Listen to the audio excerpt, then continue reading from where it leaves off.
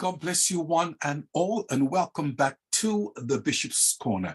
And of course, my name is Bishop Dr. Herbert N. Scott, the Chief Prelate of the Liberty Hall Cathedral of Praise, right here in the heart of Brooklyn. And certainly tonight we want to shout out to the visionary, for this great thing that he has started, the Bishop's Corner. And that is none other than the man of God himself, known as Dr. Phil. Philip Reed, certainly, young man, you are doing a tremendous job. God bless you richly. Well, tonight it's time for us to introduce the lovely panel that we have. We are so blessed to have with us. It's been said, ladies before gentlemen, Yasmin Akbar. Can we make her feel welcome? Certainly, woman of God, it's a pleasure to have you once again on the Bishop's Corner. We just love that smile. Continue, please, to smile. We want to thank God at this time for the second time, I believe it is, Guillermo Bermudex is back with us. Can we make him feel welcome? Sir, it's a pleasure to have you and the knowledge that you bring to this forum. Thank you very much for weighing in. We are thanking the Lord at this time for Leroy Lance that's with us. Can we make him feel welcome? Certainly, young man, once again, it's a pleasure to have you on the Bishop's Corner. And certainly we are thanking God for Rashawn Thrower that's with us. Can we also make him feel welcome? Certainly, Rashawn, it's a pleasure to have you on the Bishop's Corner. Thank you very much for weighing in. Last but not least, the man that's known as Little Brother. I just love that gentleman. We are talking about the apostle himself, Lucien Roas. Can we make my little brother feel comfortable tonight? Certainly, it's a pleasure to have you all on the Bishop's Corner. Well, tonight we are dealing with a wonderful subject, a subject that I know that all of you are familiar with, because all of you that's on tonight, I do know that you are investors and that you have homes, you have businesses, and so forth. Okay, tonight we are dealing with the subject matter, upgrading your investment through real estate. Upgrading your investment through real estate. Now, personally, I don't think we'll even get to question number 2. I'm hoping that we can do, but with so much knowledge and so forth. And my objective is to make sure that we squeeze all that knowledge out of you 5 people tonight. Well, question number 1, part 1, integrating real estate into your investment portfolio. And the questions are really split up into different segments. So what I think we should do is to deal with each segment at a time. Part 1, segment number 1. How can individuals integrate real estate investments into their existing stock portfolio? How can individuals integrate real estate investments into their existing stock portfolio? And let's put that first of all to my friend Guillermo, that will tell us how we can do these things. Sir, it's in your hands. Thank you. Thank you for having me once again. Good night, everybody. Yes, real estate, I think it's a fundamental part that should be a part of every person's investment portfolio. The easiest way to start investing in real estate is to purchase your own home if you don't already have it. If you're paying rent, that's usually a temporary thing while you get settled in your job. But once you're established, it's a good idea to look for a home to raise your family. And for a lot of people, investing in a home and taking out a 30-year mortgage and paying it off over 30 years over their lifetime becomes their major real estate investment. And it becomes like a savings account, because as the mortgage is paid off, more more percentage of the home becomes part of the equity. And usually with time, appreciation in value occurs in real estate. And with betterments and improvements to the house, it's usually true that over 30 years, the house appreciates in value, several times, like 3 or 4 times the original cost. So that's one way of investing in real estate in your portfolio. Instead of paying rent, you're paying a mortgage, and you're acquiring the property on a monthly basis. Let me just add this part of the question to it also for you, sir. You seem to have a tremendous amount of knowledge on the subject. What benefits can this diversification offer to an individual? Well, certainly, if you own your home, you're not only having an investment, but you have a place to raise your family. And you're going to have that place, even if you're just paying rent, but in owning your home, you have the ability of having long-term appreciation in value and a savings account by paying the mortgage in it. Okay, sounds good indeed. Okay, let's put that same question to Rashawn. The question is, how can individuals integrate real estate investments into their existing stock portfolio, and what benefits can this diversification offer? Rashawn. Okay, thank you, Bishop Herbert. So real estate investing has been the #1 fuel for creating millionaires in the history of this country. And by investing in real estate, as Mr. Guillermo just said, in buying your own personal home, that's a great way to create at the going-to term now is generational wealth for yourself and your loved ones.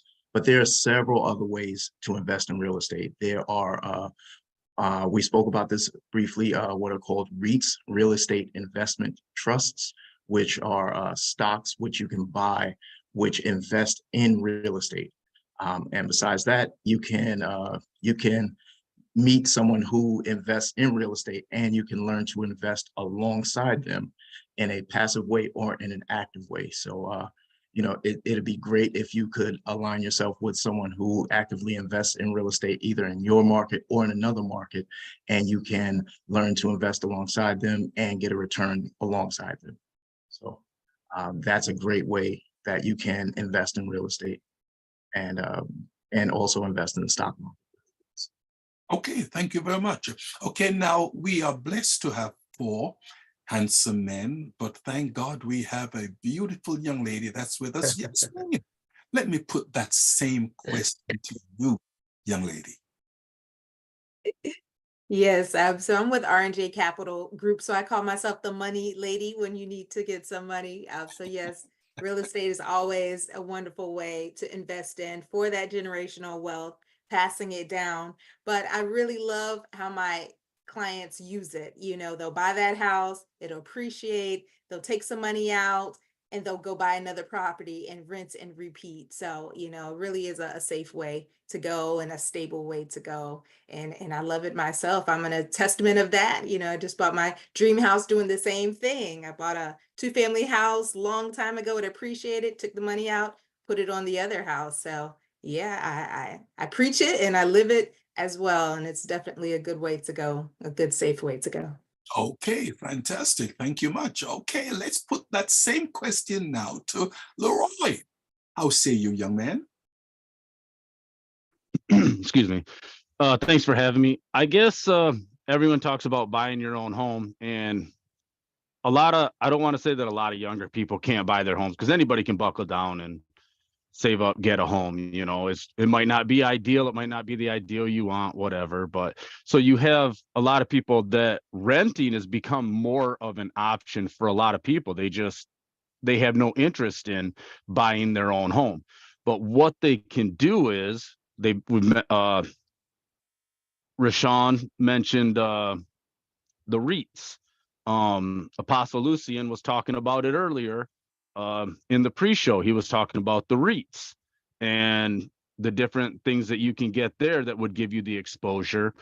And one of the things I was thinking, and this was something I had thought about doing, everyone's talking about houses, but I live in the country, so there's plenty of undeveloped land around me. So it's, if you can buy undeveloped land cheap.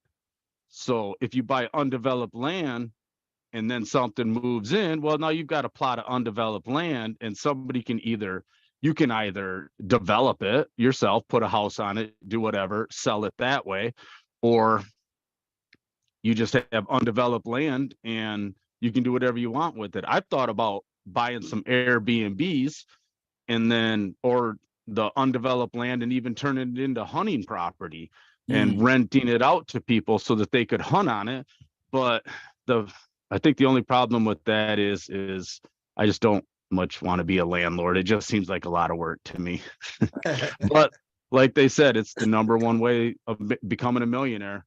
Real estate. I don't know any millionaires I've ever met that doesn't have some sort of real estate. So true indeed. Okay, thank you very much, Leroy. Okay, for weighing in at this time. Let's hear from my little brother, the Apostle Lucien Roas. My friend, how say you? Well, certainly it's an honor to be on tonight, and it's a very loaded question. In terms of diversifying your portfolio, in terms of real estate within the stock market. Now, I'm a stock market guy. That's where my passion is. I'm not too much into real estate, even though I bought a few properties early on in my life, and I certainly saw it appreciate. I was telling people, I talk about the parable of the three servants that one buried their talent, and by burying their talent in Matthew 25, they lose purchasing power because of inflation and cost of living. Because if I take $1,000 in 1960 and put it under my mattress, what I could have buy with that in 1960, I cannot buy it in 2024. So real estate help you to keep up with inflation in terms of purchasing power. Oh yeah. Like people who bought a house in East Flatbush in 1960, they paid $45,000. Today they can get 800,000. That's an amazing 10x, 20x, or whatever. Yes, sir. But in terms of the stock market in real estate, I don't mean to preach to the choir here, but is it okay if I would quote a scripture? I mean, this is the Bishop Corner now, all right? Ecclesiastes chapter 11, a wise man wrote this book. And I'll just give you 2 verses. I'm not going to preach you to death. It says in chapter 11, verses 1 and 2, send your grain across the seas, and in time, profit will flow back to you. That's trading. And as I speak, Bishop, on empowerment, sometimes people think I'm talking too much in terms of the marketplace. But if you really understand the good book, it's really take a holistic approach. And it talks about finance, investments. It's right in this book here. And here what verses 2 says, but divide your investments among many places, for you do not know what risks might lie ahead. And we talk about multiple streams of income. For example, if there are 7 streams flowing into this one river, and one stream is clogged, the other 6 will be able to carry it. Oh yeah. That's why you cannot put all your eggs in one basket. If you have 100 eggs in one basket and the basket full, you might lose everything. But if you have 10 eggs in 10 baskets, you are diversified. If one basket full, you still got 90%. So when you talk about real estate in terms of the stock market, there's something called REITs. There are 11 sectors in the stock market: energy, healthcare, consumer staple, real estate, industrial material, and so forth. But there's one called REIT, R-E-I-T, Real Estate Investment Trust. Yes. And what happened, for example, I mightn't be able to buy a commercial property. Yeah, I buy a house and it appreciates, thank God for that. But most of these big companies like Macy's, Home Depot, Walgreens, they don't own the building. They leased it. And there are companies that are called REIT. They lease these buildings to them. So I have REIT. I have O Realty. It's what we call an aristocrat dividend paying stock. It means they pay 25 years consistently. They've raised it every year. And REIT or Reality give about 6% annually. You can't even get it on a CD in a bank. So it's a powerful way of investing and diversifying your portfolio. Because, for example, if everybody say, I'm going with Tesla, Tesla is struggling right now, as great a company as it is. Apple, if you had bought Apple a year ago, Apple is very flat. The second largest cap in the world after Microsoft, $1 trillion company. So wisdom says diversify your portfolio. And real estate, it's a very dynamic way of doing so. I cannot buy Macy's and Green Acres Mall.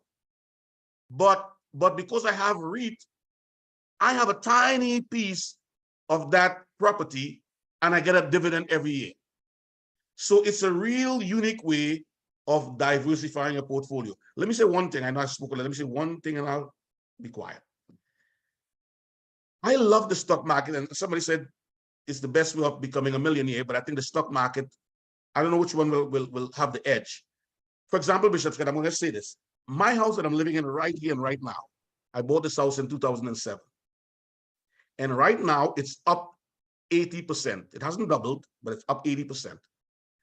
That same money, if I had taken that same money, and this is facts, and put it in the SPY, which is the Standard & Poor's S&P ETF, exchange traded funds. If I put that same money for this house in the SPY, while I have 80% appreciation in this house, it would have tripled with the SPY. In 2007, the S&P or the SPY ETF was going for $148 a share. $148. Today it's $500 a share. So that's triple. While my house didn't triple, the SPY tripled. It gives you an average of 10% annual every year growth. Now watch this. With the real estate now, I have to shovel snow. I have to repair. I have to pay insurance. I have utilities. With the SPY, I pay none of that. Yes, sir. As Warren Buffett said, you set it and forget it. So you can make an argument in terms of real estate, location, time, and there are a lot of metrics. But the stock market has produced a lot of millionaires and billionaires over the years. Let me just say this one thing quickly about the stock market, and I'm going to take a break here. I know I've spoke probably more than everybody else, but let me just say this. Take your time. Investing in the stock market remains one of the most tangible ways of becoming a millionaire. It is available to everyone. And the thing about it, you could buy a fraction of a share. I cannot buy a fraction of a building. They're not going to sell it to me. But I could buy a fraction of a share as low as $10, $5. So here what it says, it is available to everyone, and it does not require luck. Who wants to be a millionaire? It doesn't require luck. A rich family background, family inheritance, entrepreneurial genius. The only differentiating factor is the number of years it takes every individual to get to those millions. So investing in the stock market, it's such a powerful way. And they said right now, 58% of American household is invested there. Why? Because from your phone, these youngsters, this generation can invest right from their pocket in the palm of their hands. Thank you. Thank you very much, young man. I mean, you really gave it to us tonight, and we thank you. It's so nice to have 5 millionaires on tonight. I believe that the only person that's not there is me. Okay, so I'm learning from you guys how to become a millionaire. Thank you very, very much. Okay, the question that I would like to put to all of you is this. What would you say are the most important factors in real estate investment? The most important important factors in real estate investment? I put that to you. Whichever would like to weigh in first, it's fine with me, doesn't matter. I would say the most important factor in any investment, be it real estate or the stock market, is to buy low. If you figure out that there's a property that is undervalued, that you can acquire it for a price that is under the value that it has, where comparable properties are selling at, I think that's very important, is particularly if you want to sell it quickly for a profit, or if you want to live in it for a long time. Real estate is something that you buy with leverage. You don't have to put up all the money in cash, but you do have to put some money for closing. There's a lot of no money down ideas where you get a high percentage of financing, especially if you are a veteran or if you're buying an FHA qualifying property. The down payment could be as low as 3% of the price of the property. But I would say, buying low is very important. And in real estate, there's also the saying that location. The location of the property determines its value. And so if it's well located, it's likely to appreciate in value in the future. What about mortgage rates? Is that a factor in it also? Absolutely. It's part of the affordability. As interest rates go up, the monthly payments that you need to pay are increased by the interest, the additional interest amount that you have to pay. So in order for you to be able to afford a mortgage, you traditionally have to pay less than 30% of your income in mortgage payments. So if interest rates double as they have, your affordability for properties diminishes. Okay, got you. Oh yeah, thank you much. Okay, now since quite a number of you, are into investment, as little brother, was really going up on that. Let me ask a question, and I believe that he most likely will jump at this. What percentage of real estate should be in a person's portfolio? What percentage of real estate should be in a person's portfolio? Investment portfolio. What percentage would you say? Well, having too much, I don't think you could have too much of real estate in terms of real estate. But if you talk about a stock portfolio, I would say it could be. They said the general rule of thumb is to have about 20 stocks, different stocks in your portfolio. So I would say about 5% in terms of the stock. But in terms of the brick and mortar, real estate, a real estate appreciates and stock market appreciates. So, I mean, it's a good investment. And Guillermo was saying it's best to buy when the interest rate is low. But I wouldn't say I beg to differ, but I'm saying the right time to buy is now. He said, but Rojas, the rate is 7% and the housing's prices are going through the roof. Well, 10 years ago, people would have said the same thing. And what's the price of it now? And 10 years from now, you would say, man, it was high in 2024, but I should have bought anyhow. And think about it, even though the interest rate is high, later on in life, you could refinance. So I don't think people should be deterred from buying a house, waiting for the interest rate to drop, or waiting for the right time. I think the right time is now. Do you agree with me, Jasmine? Jasmine? I do. As you were speaking, I was thinking about all those people that they're kind of sitting on the fence. Should I jump in? Should I not? But you got to think of it this way. They're like, oh, I'm going to wait and try to save up more money. Well, while you're doing that, you could have already bought your house. That house would have been appreciated. So, Hello, the time is now. Stop waiting. I Stop concur. procrastinating. Okay, the second part of question number 1 is this. What are the potential risks of incorporating real estate into an investment portfolio, and how can these risks be mitigated? Okay, let's put that first of all to Rashawn. How say you, young man? Well, there's risk in everything that you do, and the best way to mitigate risk is to educate yourself on the topic. Okay, so if you're going to invest in real estate, number 1, as Guillermo said, understand your location. But also you have to understand the demographics of that particular location and that particular property. And what a lot of people do, unfortunately, is they buy the house before they buy the market. Right. What I mean by that is they don't research the macroeconomic factors of a different market before they actually look into a house. So like a lot of people would say, oh, New York real estate is really booming, so let me buy in New York. Well, no, you may lose everything on a bad investment. You may find a property that, it sounds like a great investment, but unfortunately, you didn't do the right research. You don't understand what's going on in that market, and you can invest money into a market where they're losing jobs. And so you'll buy a house and then you can't rent it and you can't sell it.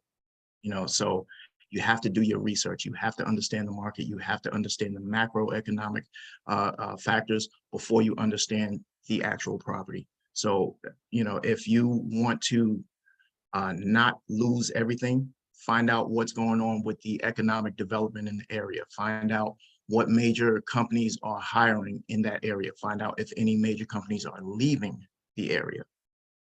Find out if they're like in upstate New York, in the Syracuse area, they're about to put a microchip factory, which was a part of the CHIPS Act by President Biden.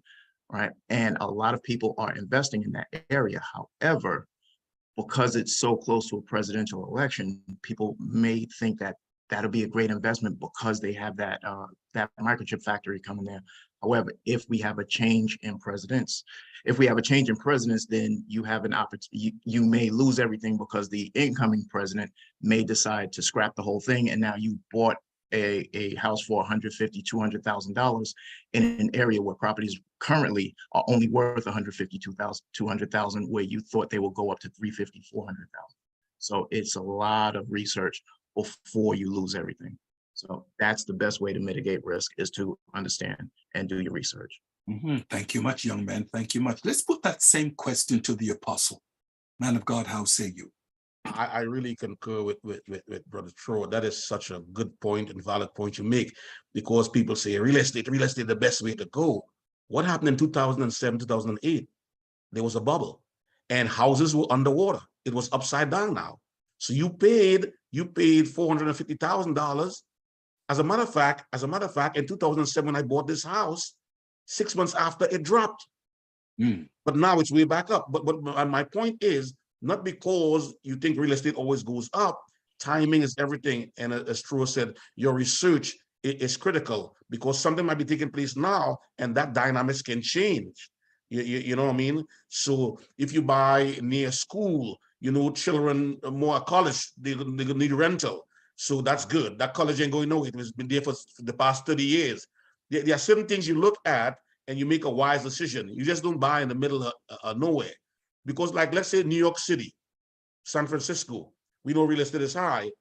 Down in the South or the Midwest, it mightn't be that high. Let's say in the cornfields of Iowa, the price is going to be different. The population is booming. A lot of migrants are coming into, let's say, Miami, so there's a lot of moving parts and metrics in deciding in terms of real estate. If you're going to invest, what about if you're going to live? That's a different thing too. I want to live where it's quiet. I'm tired of the city, the hustle and the bustle. I want quietness. I want a suburb. I want to retire there in somewhere quiet. That's different. if you invest in, you want to invest where downtown, they say prime time. You know, so investment has to do with residential, and so it depends on the dynamics. Mm, That's a great point that Lucian makes, that the best way to mitigate the risk of acquiring real estate, in my view, is what Lucian just said, that if you're acquiring the property to live in it, then you don't really care if the price goes up or down in the short term, because like he bought right at the peak at 2007 his home, and he's living in it, and he doesn't care if the market went down the next 2-3 years.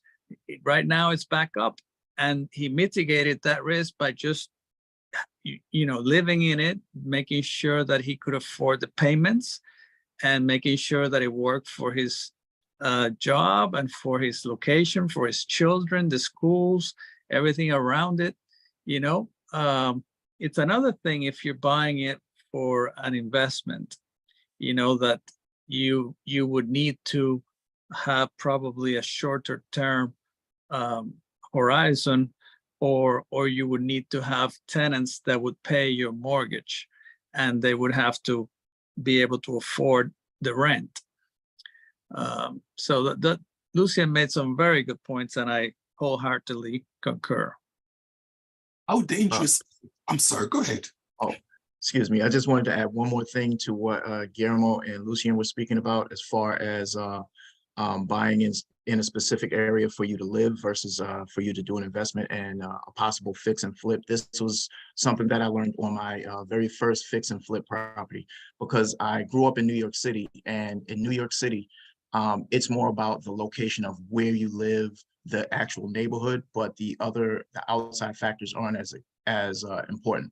But when you go out to the suburbs like Long Island or New Jersey, the number one thing that people are looking for is the school district, and so when you're buying a property to do a fix and flip, you're definitely looking at those outside economics, the crime statistics, the school districts. There are a whole lot of other things that you have to find out, because based on the school district, my partner and I, we were looking at a property. We thought it was in Great Neck, Long Island. Was that it? Yeah, we thought it was in Great Neck, but it was in I forgot. It was a while ago. I'm sorry. I don't really remember the particulars, but because it was in one school district and not the other, the value swayed by $75,000. And that was something that, because we made all kind of calls trying to figure out if we could get the house in there, maybe pay a neighbor to put our fence in their yard so that we could get into that school district, but it wouldn't work.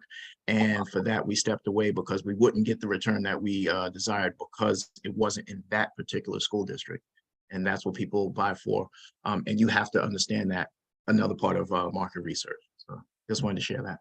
Fantastic, fantastic. Okay, let's put that same question, to Leroy.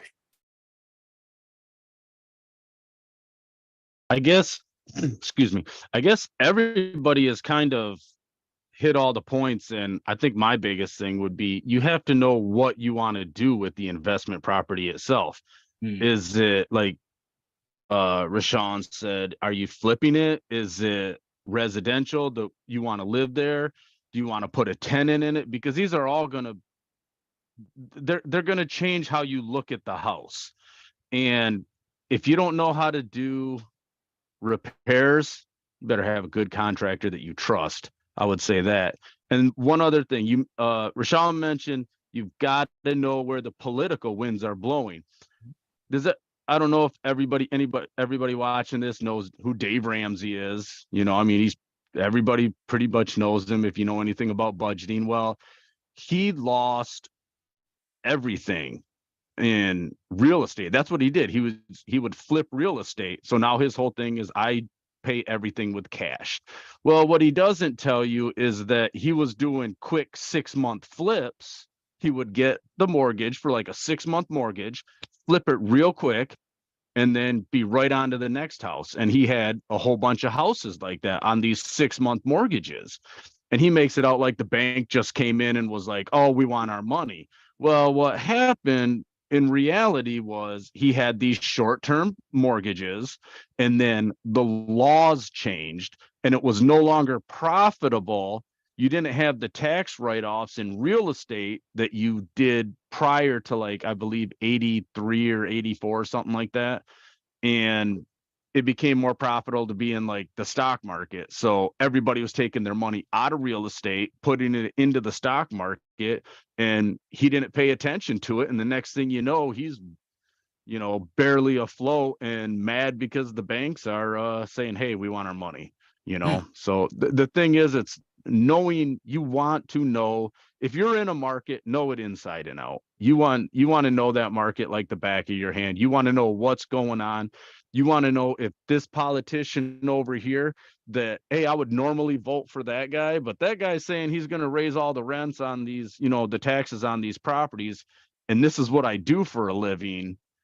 Basically, I just voted for somebody to raise my taxes, whereas this guy says, I'm not going to do that, or I'm going to keep them where they're at. So you definitely want to know the politics, and you want to know how everybody else in the area is voting also, so that you can know where the political winds are blowing.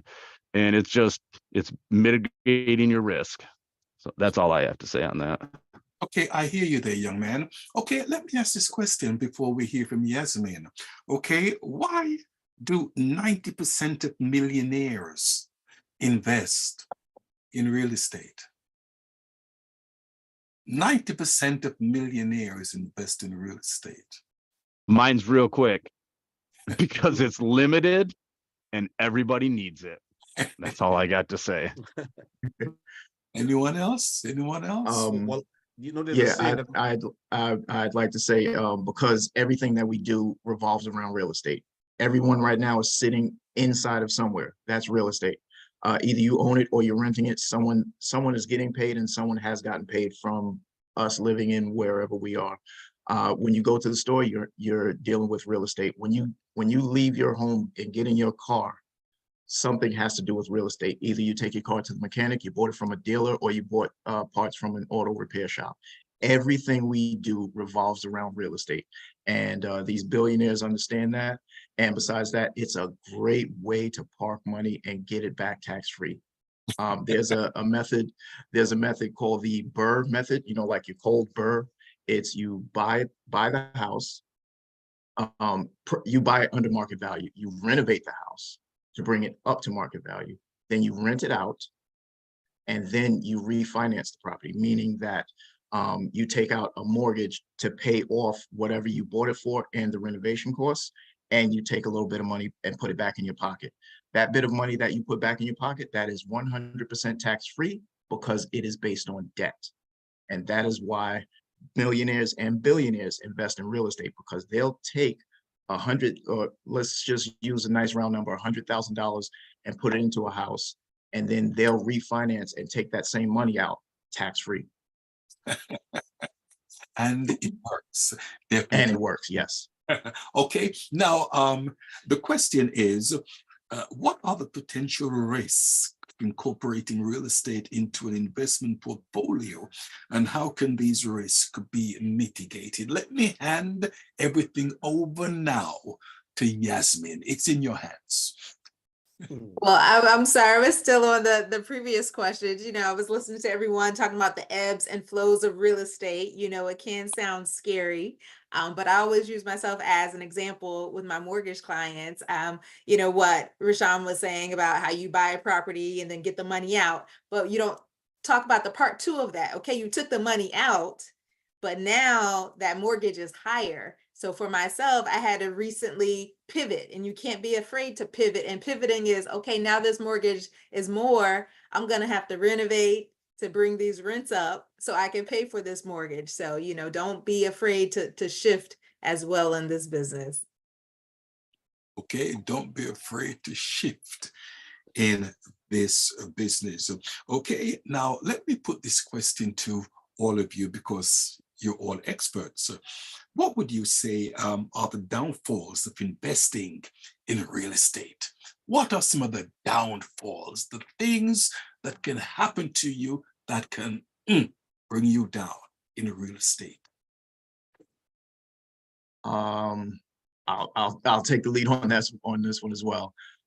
You can have a completely crappy team, meaning you can have bad contractors who take forever to do the work, or don't do the work, or accept payment and never come do the work.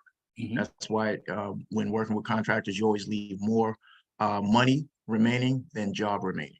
You have them start working before you pay them. You can have a bad property management team if you are a landlord. You can have crappy tenants who don't pay, which is why my partner and I prefer to rent to programs, meaning like government-sponsored programs and government-sponsored tenants and non-for-profit organizations. What's another thing that can happen? You can buy in an area that seemed nice, but you know, you can have what, excuse me, everyone, you can have what was known in the 70s and 80s as white flight, and whereas the neighborhood was a beautiful suburb, but because, you know, the demographic changed, everyone moved out and the neighborhood got super violent. And now the same home that you thought was going to be worth $1 million in 20 years is now worth 500,000, and you bought it for 400,000. You know, you still got an appreciation, but you didn't get a major appreciation like you thought you would.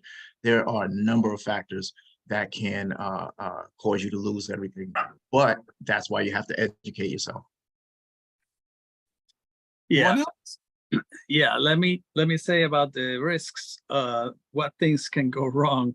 A lot of things can go wrong. If you have investment property, for example, you may have a vacancy and collection loss. You may have a tenant that's not paying you rent that you have to evict, and it might take a long time to get him out. And the market conditions can go against you, and the property may command lower rents, and that would put a crimp on your cash flow. You may even have negative cash flow if the property has been vacant for a while, or if it's renting below what you expected. If interest rates go up and you have to refinance, you know, when you have commercial properties, usually you don't get a 30-year mortgage. You have to refinance, you know, every 6-7 years. And so if you have higher interest rates, and you usually have floating interest rates, not fixed, you may have repairs. You may have damage from casualty, like a fire or earthquake or some other. You may have termites or pests. You know, you could have a sinkhole in the parking lot. This, especially in Florida, there's a lot of those. You know, and I would say generally, if you overextend yourself, because it's very easy to buy properties on credit, and so if you overextend yourself, you could be exposed, like it happened to Dave Ramsey, like Leroy was saying, and then you could lose it all, you know, if the market turns. Like, for example, in 2007, when the real estate market came down in price. Okay, anyone else like to chime in on that? Well, one of the things too, in terms of real estate, where I realize it takes money to make money. The 3 servants that got bags of money, one got 5 bags of money and he doubled his portfolio. He gained 100%, and so was the fellow with the 2 bags. So money can certainly, you know, give you the potential of making more money. And so I tell young people in the beginning to work early, get a capital, and make investments, because you can get rich off a savings account. Now, in terms of real estate, what I see the billionaires are doing now, and they do it like a hobby. They're buying major league sports team, paying crazy money. But guess what? The return is very tangible. You know, this guy bought the LA Clippers, who Mark Cuban bought the Dallas Mavericks. Michael Jordan, he bought the Charlotte Bobcats. And so they're all billionaires. They're all billionaires by buying major league teams that was selling for a few $100 million now. No, almost every major league team is selling in the terms of billions. So once you have money, they make the money work for them. You don't dig a hole in the ground and bury it like the other guy. And by the way, digging is hard work. He worked hard, but he didn't work smart. Make your money work for you. What team have you purchased, Apostle? Well, I'm looking to buy the Bishop Corner franchise. Love it. I love it. I love it. Anyone else like to weigh in on that before we get to question number 2? Okay. Understanding real estate. I'm sorry, Guillermo, you were about to say something, were you? No, I'm okay. Okay. Understanding real estate investments. Okay, what are the different types of real estate investments and how can individuals identify opportunities within each category? Can we put that to Leroy first, please? Oh, I'm sorry. I would say you'd have, this is definitely not my area of expertise, but I know things that I have thought about doing. Like I've thought about, like I said, I live out in the country. I'm in Michigan, and one place where I'm at, just a little north of me, is just a little hick town that has a ton of lakes, but a lot of the places that are on this lake, you'll have some nice houses, and then you just have a whole bunch of rundown stuff that looks like it's just falling in on itself. And I've always thought about maybe just buying some property and putting a little cabin and doing an Airbnb. So you would have something like that are just tiny little vacation spots, but I'm not 100% certain what all the rules and regulations are on it. They've been ideas that I've had, hunting land. I want, put a cabin on hunting land and just rent it out short term. And then I'd looked at it as I don't have to deal with tenants long term. I just have to go in, clean the place up after they leave, fix anything, a bunch of drunks probably messed up. But the hunting cabin, I don't know, I'd probably be fixing bullet holes. Beer and guns don't go together. Beer, guns, and rednecks really don't go together. So, but I think Rashawn would probably know way more on this than I do, and I can see him right there chomping at the bit already. So, but I mean, you just have your different stuff. It's commercial, residential, and and then what you want to do with it. That's basically all I know. So. Okay, thank you much. Okay, let's go to Rashawn at this time. Let's hear from Rashawn. How say you, young man?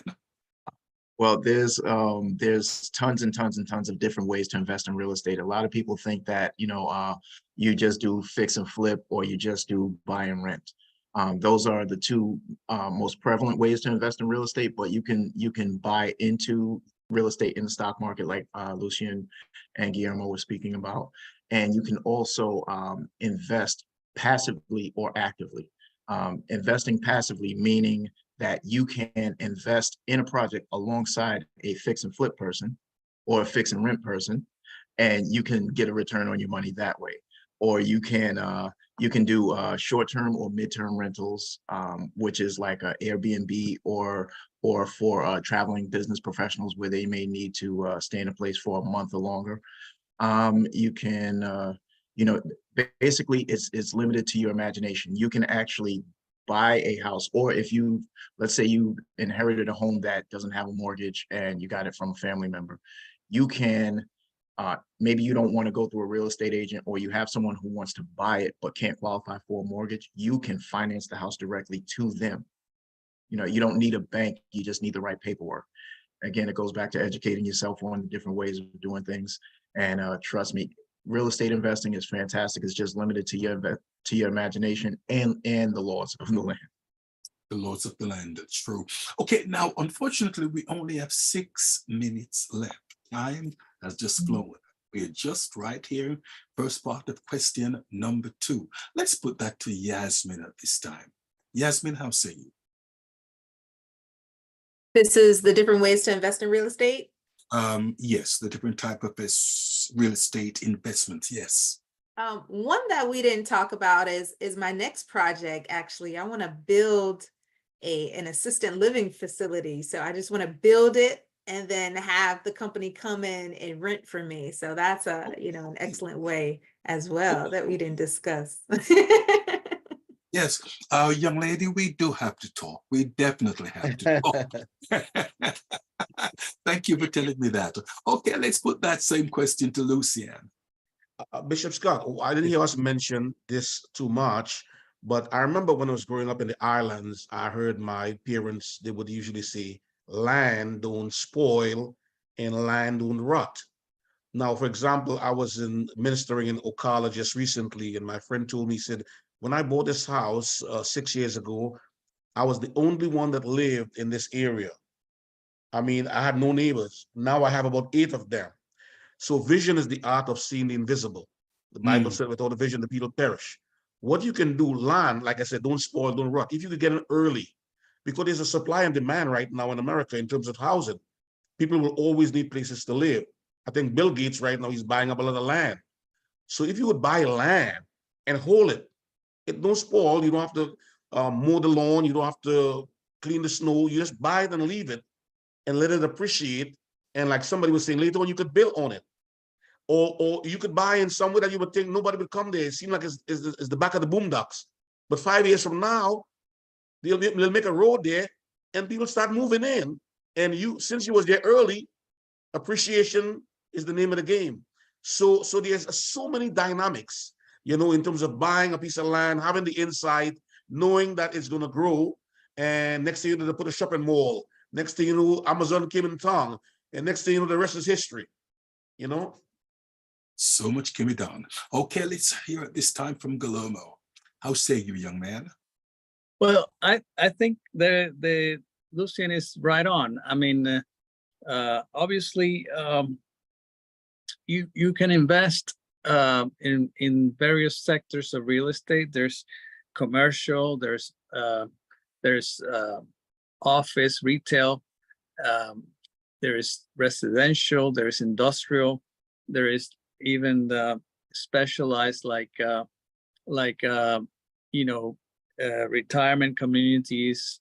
You know, there's a lot of space in real estate, and like Lucian says, the land doesn't spoil, and you don't depreciate land. You only depreciate the buildings and the structures in the property.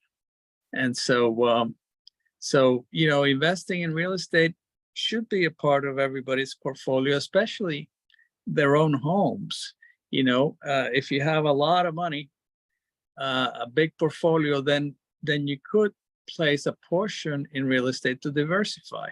But if you have a small portfolio, having your own home is part of your diversification. Beautiful. Okay, well, let me say this. We only have 2 minutes left. Time is just, whew. Okay, we have certainly heard a lot and we have said a lot. In a sentence or two, ladies, gentlemen, what should we take away from tonight's conversation? In a sentence or two, what should we take away from tonight's conversation? Let's start with Lucian. Apostle, how say you? Dr. Bishop Scott, I think investing is one of the most powerful principles on planet Earth. And even Jesus spoke about investing in the parable of the 3 servants. And I want to say to young people, if you invest early, early is the name of the game. Your investment can compound. Okay. And compound really leverage with time. Thank you much. Okay, let's hear from Rashawn. You're muted. Apologies. Similar to what Mr. Lucian just said, since young people and even us older folk take advantage of investment and especially the power of compounding, $1 compounded over a series of years is better than having $10 today. Beautiful indeed. Guillermo. Yes, it's easy to invest in real estate when you're buying your home, and you're not only having a good investment, but you have a place to raise your family, and that is priceless. Beautiful. Okay, Leroy. Just go out and do it. Scared money don't win money. Beautiful indeed. Okay, let's hear, last but not least, the beautiful Yasmin. How say you? He took what I wanted to say. Like the young people say, don't be scared. Just go out there and do it. Research, put your best foot forward. Okay, well, listen, thank you much, Yasmin. Thank you, Leroy. Thank you, Lucien. Thank you, Rashawn and Guillermo. It's been a pleasure. At this time, because of time, we'll just hand over to Dr. Phil. Dr. Phil, it's in your hands. Wow, wow, and a whole lot of wow. I was learning so much from you guys tonight. Really appreciate what you've shared. Those of you who are going to be watching online and listening on Spotify, iHeartRadio, and all the other platforms that we're on. Thank you so much. You can ask your question, leave your questions in the comments, and we'll make sure that someone will get back to you with the answers. We got all the professionals here on the line. Visit bci-tv.com for more information about the Bishop's Corner.